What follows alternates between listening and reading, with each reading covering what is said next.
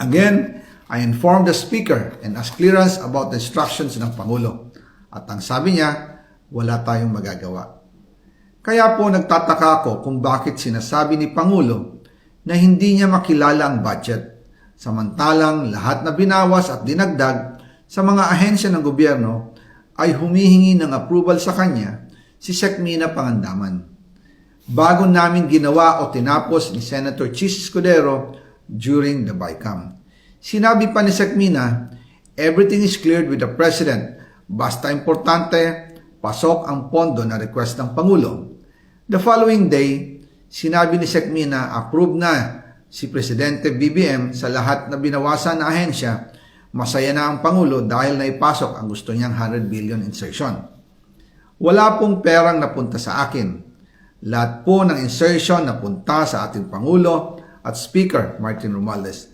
Ako lang at ang aking mga tao, sila Paul Estrada, Mark Tiksay, at ang aking mga security ang nag-deliver papunta sa bahay nila Pangulong Bongbong Marcos at Speaker Martin Romualdez sa North Forbes Park, South Forbes Park hanggang sa Malacanang.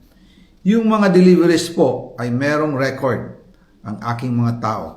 Totoo po yung sinasabi ni Orly Gutesa na nag-deliver siya sa Forbes Park. Totoo din po ang sinasabi ni Orly Gutesa na nag-deliver siya sa Malacanang nung siya ay nasa Senado. Para mapatunayan ang mga litrato na deliveries ay ilalabas ko po together with this video.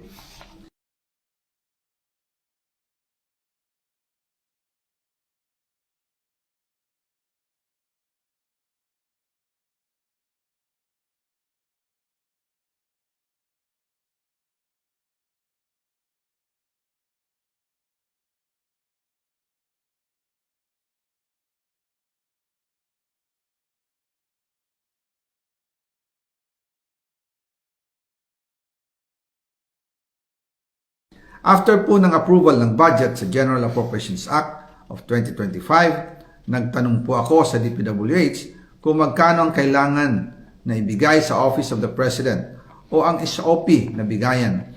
Ang sinagot sa akin ay 25%. Ang ibig sabihin nito, 25% ng 100 billion ang SOP na kailangan ibigay kay BBM mismo. In total, 25 billion ang napunta kay Pangulong Bongbong Marcos. Kaya ngayon ay hinahamon ko si Ombudsman Remulla kung seryoso talaga siya sa mga sinasabi niya sa kanyang press release na idadamay niya pati si Martin Romualdez kung magbibigay ako ng ebidensya. Patunayan niya ngayon ang pronouncement niya. Imbestigahan niya ang fraternity Brad at ang kanyang kaibigan na si Speaker Martin Romualdez kung talagang tutupad siya sa tungkulin niya. Imbestigahan din niya si President Bongbong Marcos. Sabi nga ni BBM nung SONA, let's do it right at mahiya naman kayo, hindi po ba? Nananawagan din po ako sa Senado na imbestigahan ang 100 billion insertion ni Presidente. Alam ko po na hindi gagawin ni Ombudsman Remulla ang hamon ko. Pero magaling ang Senado sa imbestigasyon at ako ay naniniwala na dahil sa kanila, lalabas ang katotohanan.